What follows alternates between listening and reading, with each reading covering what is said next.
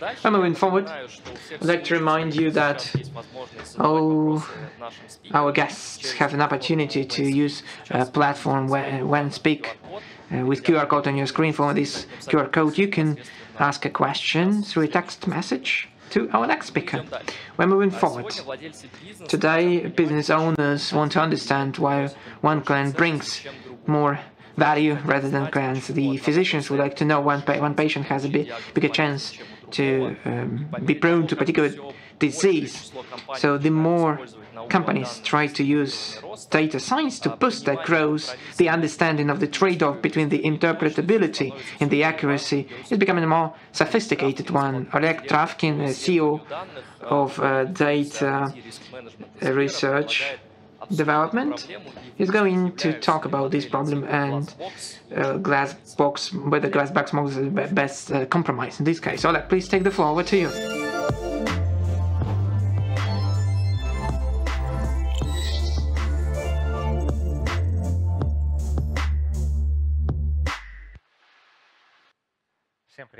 Good day. Thank you very much for joining our section. Today, I'd like to talk about interpretability of models, Sberbank, and I'm responsible for risks, so it should be me. There is an opinion that there is a trade-off between the model quality and their interpretability. Today we're going to talk a little bit about that, and we're going to discuss GlassBox models. Let's try to think what we want from machine learning. Probably that's the quality which we seek. Let's try to look at this at a little bit different angle. Very often we use ML models for entertainment, and some mistakes of models in this case can become additional entertainment and fun source. Sometimes we use ML to automate some routine tasks. Here, mistakes are more critical. For example, in Scotland during a football match, there was a camera with the ML algorithm which was to follow the ball for the fans to follow the game, but it just mixes the both head and of the referee, but many fans missed a big part of the match. There is a big number of different situations and environments where we use machine learning, which are of critical essence to our business, to our life. For instance, self-driving cars. It seems that this is our inevitable future. And in 2018, Uber company tested, and in Arizona, unfortunately, it bumped into a female. And there is an accident which is happening to a big manufacturer which has a self-driving car. There are always some accidents in place. Machine learning is used in healthcare, so the researchers in 2020 used a GPT-3 model to create a special chatbot assisting physicians and relieving some workload. Such a chatbot advised one of the patients to kill himself. That's a not very tricky task to decrease the payload and workload on the physicians. ML is used in security. We all know such technology called Face ID, which allows us to secure our devices from attack. So the researchers from Vietnamese companies were able to create a special mask using some materials through 3D printing, which allows you to just use iPhone and every person having a photo of this person. ML models are used in HR management systems. Amazon company has been held in a long project within 3 years where they wanted to recruit the best employees using these machine learning algorithms, they face a very serious problem connected with gender inequality in such models. So they didn't manage to somehow find a solution. So the algorithms and the appreciated female and just dropped all the CVs which had this female component. So this is not all the examples where we use our AI for business. There is a big number of businesses and business processes within which cannot just exist without machine learning models. And these models are just indispensable to their business. Therefore, the model of machine learning has a meaningful impact on our lives and businesses. What do we want from machine learning models in this respect? In fact, we would like to have trust. To trust the machine learning models, we need to understand the logic behind a particular solution followed by a model. In fact, we have some tools which would assist us to understand what is happening in our models, but for today's major companies, machine learning is not a very simple task. There are two most popular solutions, the Lime and SHAP. I'm going to elaborate on how they operate. It's not top secret information, everyone knows about that, and these solutions should be criticized a little bit. That's what we're going to do. So there are some problems. The first problem is that these two approaches can be deceived in a simple way. Actually can be fooled. There are many fresh papers, researchers from Harvard University and Pennsylvania University demonstrate that these approaches can be fooled. They have adversarial attacks. Therefore, this approach generates just useless reasoning behind the models generated. And the way of deceit is quite simple. It's not a surprise that such stories can be seen in real cases, in real scenarios. The second problem is the unrealistic scenarios which are used inside these approaches. So these approaches need to generate just random subset where you can see the explanation of the model utilization. Within this generation of random subsets, it might be a realistic scenario which is an obstacle to getting the right interpretation. And the third problem is perplexity in parameters in input gate. So these parameters determine the results to a big extent. And the major thing is that we don't have any tool to assess which interpretation is better, how we need to select these particular parameters. And the fourth problem, which mostly relates to Lime approach, is that the result might not be unique. We take the same examples, we apply the approach, and every time we might have different interpretation. Moreover, it might be drastically different. These are not all the problems we face, but it's a big threat when we try to interpret the model, based on which we make maybe important business tasks or some social activities. Another serious problem which we face, talking about interpretation of the model and the trust in machine learning, is extrapolation. Let's look into that using a simple example. So we have a sinus function, a particular area, and some random effect. And we will try to create a model which will define this curve with the help of the neural set with a hidden latent layer with 10 neurons. Each neuron is going to have a curve. The composition of this senoid is going to give us the forecast. So the forecast is quite up to the standard. But let's look at the situation if we expand the area of extrapolation and use it where we don't have pre-trained data set. We see that the model gives unpredicted, absolutely wrong result. If you go to a business owner and you tell this business owner that you want to introduce business processes based on the models which you didn't envisage. That's going to be the last thing that the business owner would like to hear from you as a data scientist. So are there any models we can trust? In fact, you are aware of them. These are linear models and decision trees. Linear models including some facts with the constant variables. Decision trees is a set of not very sophisticated rules. But these models are not very powerful to solve the tasks which business and societies put in front of the machine learning model. There is a reasonable question if there is anything else which can satisfy our need. In fact, there is. One of the approaches is the whole class of models called general additive models. The essence of these models is that the linear models is a subclass, and GAM model we add factors of model not with the constant coefficients, but we apply kind of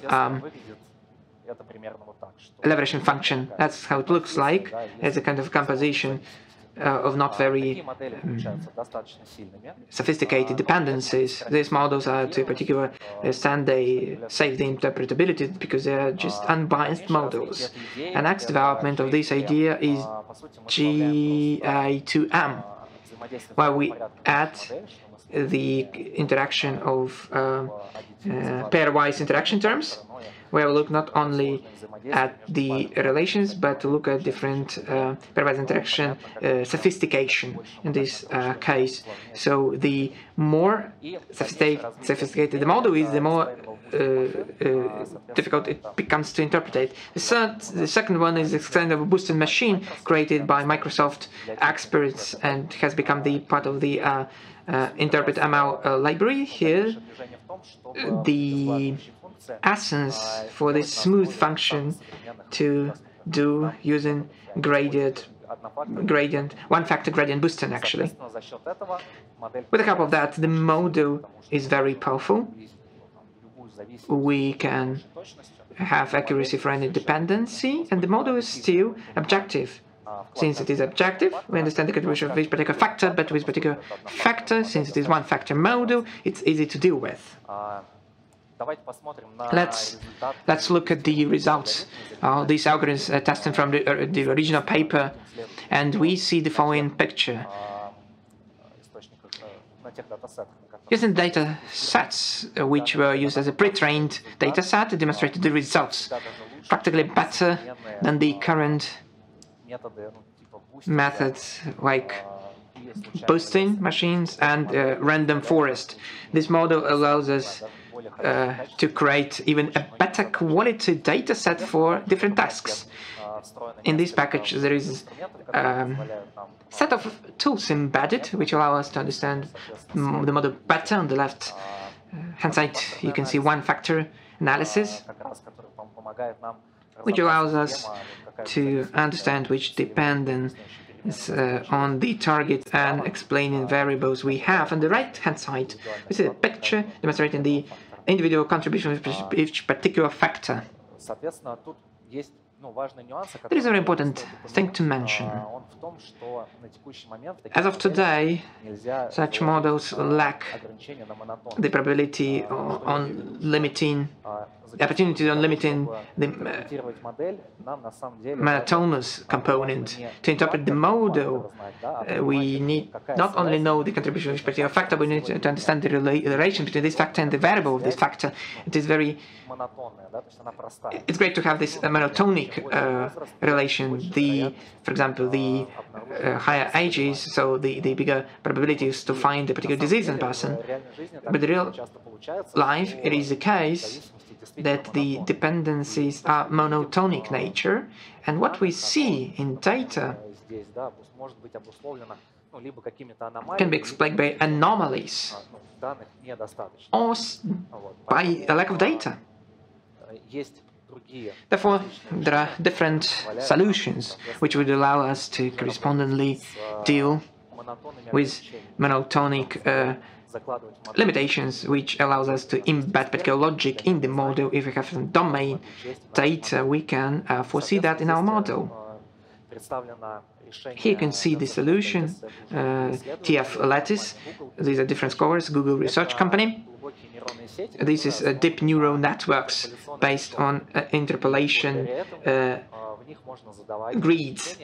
So you can have some limitations on the form of dependence on the target and explainable variable.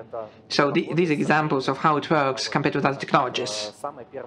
The first picture demonstrates two-dimensional distribution of a particular variable. Then we have training distribution from this area, which doesn't reflect it to appropriate extent. It's a kind of real situation.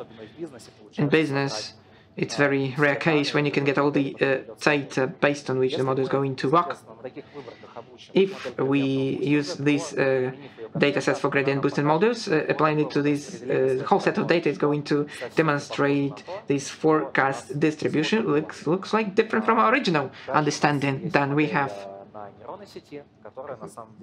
neural network based model, which might be a little bit more interesting, but not what we'd like to see.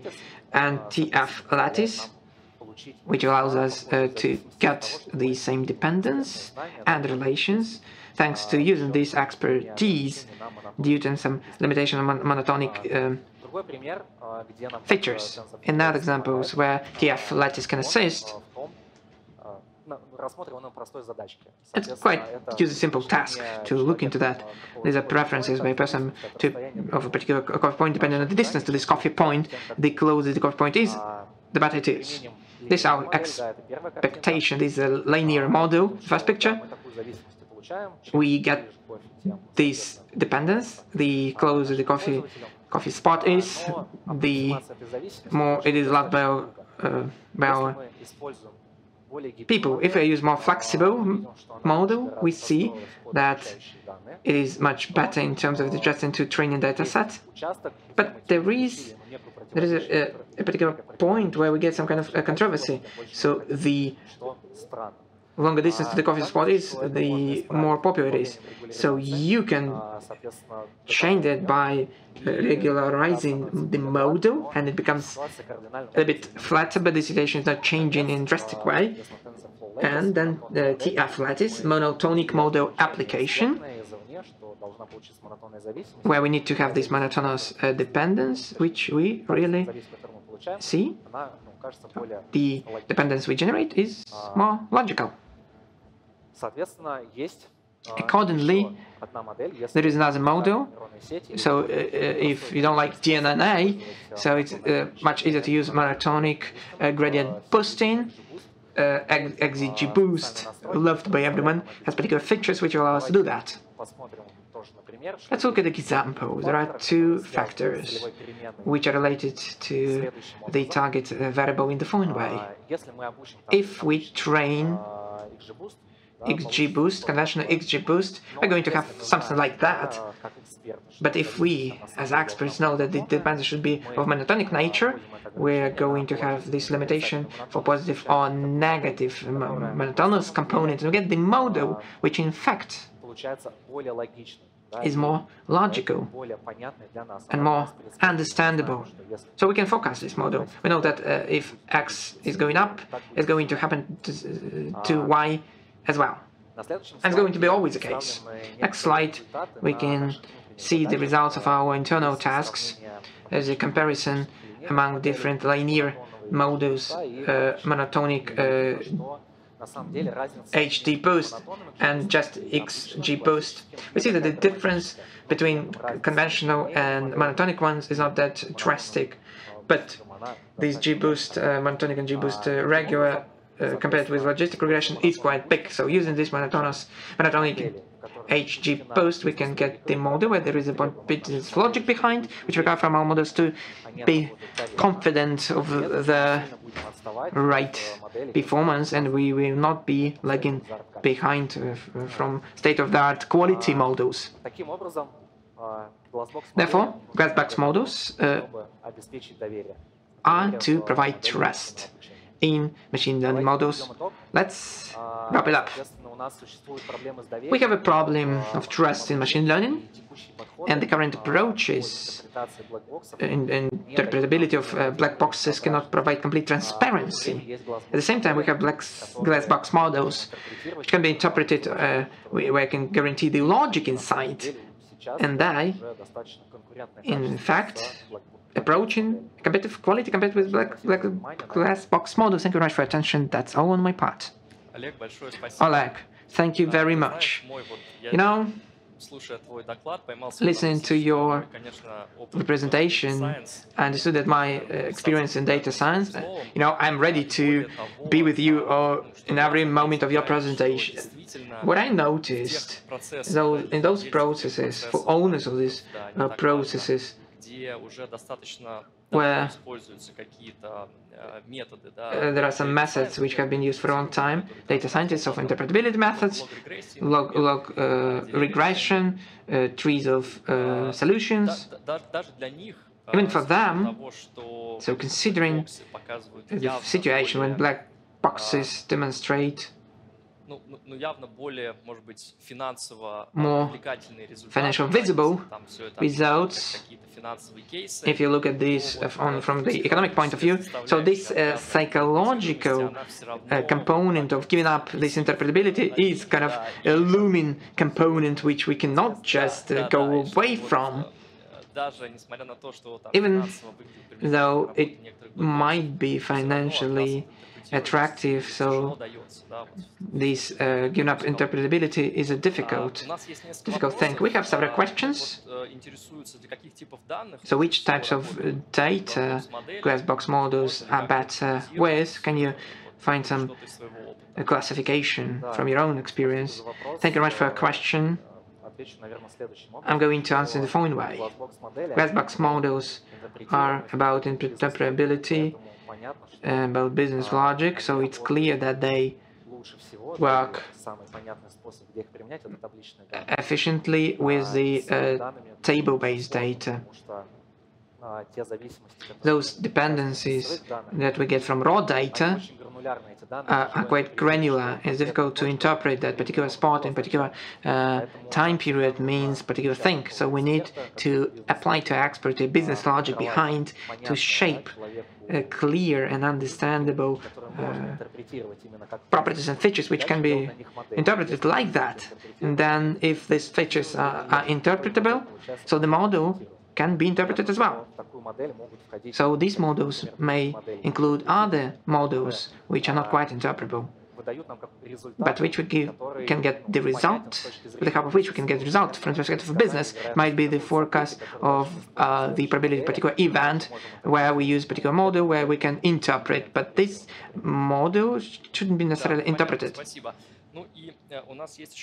We have another question for those who would like to manually try something. Do we have any libraries in open source with some methods you have just covered, where these models can be used? As for the libraries, in my presentation I gave you the list of 3 libraries which can be used in open source.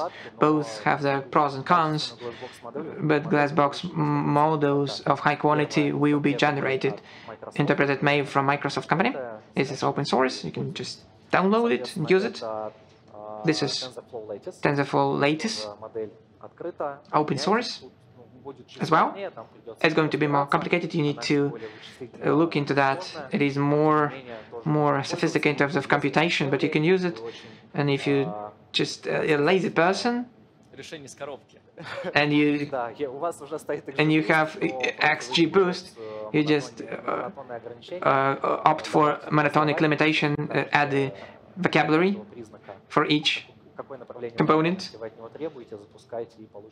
you launch it, and you get your XG model. Thank you very much, Oleg. Thank you very much again. So we do hope that today in the evening we will try that. We will launch that. Thank you.